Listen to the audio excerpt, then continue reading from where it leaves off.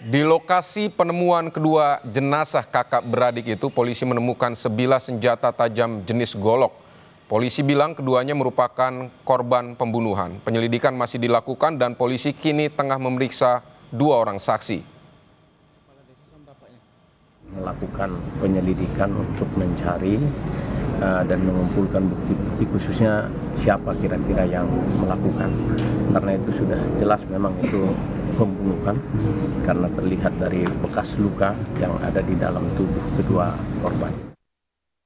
Saudara, informasi selengkapnya kita akan segera ke Lampung. Sudah ada jurnalis Kompas TV Roma Afria Idam di sana. Roma, sejauh ini bagaimana proses pencarian pelaku? Tadi polisi bilang penyebabnya adalah mereka berdua korban pembunuhan. Lalu siapa pelakunya? Apakah sudah diketahui? Ya, siang Pidi dan juga saudara, sampai hari ini memang pihak kepolisian terus melakukan proses penyidikan terkait dengan bocah, yakni kakak dan beradik di Kabupaten Pesisir Barat. Memang sampai saat ini penyidikan terus dilakukan oleh pihak kepolisian, baik dari pihak Polres Pesisir Barat dan juga dibantu oleh pihak Polda Lampung untuk menentukan siapa terduga pelaku yang tega melakukan pembunuhan terhadap 2 bocah ini.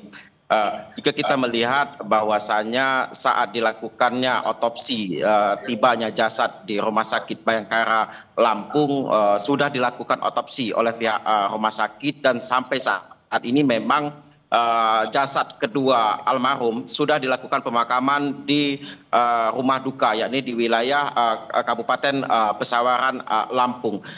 Jika berdasarkan keterangan dari pihak kepolisian, yakni Dirkrimum Polda Lampung, sampai saat ini pihak kepolisian terus melakukan pendalaman terkait dengan peristiwa pembunuhan 2 bocah ini.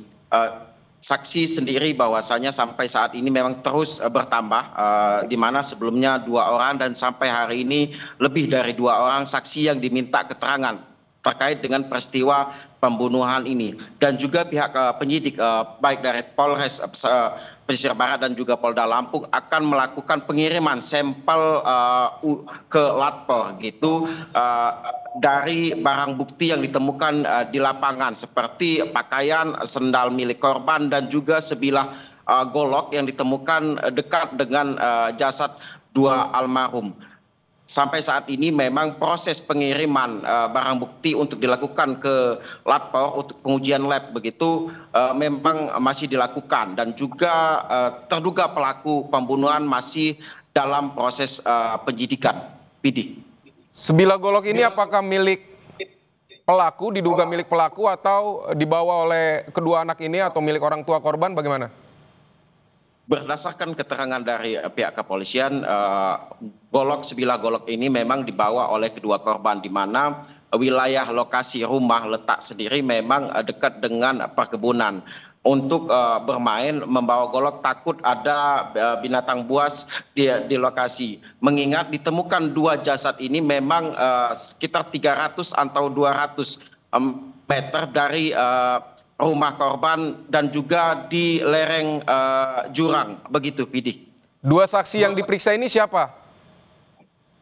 Ya Pidi, terkonfirmasi bahwasanya 2 saksi yang dilakukan pemeriksaan terkait pembunuhan 2 bocah di Kabupaten Pesisir Barat ini memang terdiri dari tetangga almarhum sendiri dan juga warga yang pertama kali menemukan jasad kedua bocah tersebut. Pidi.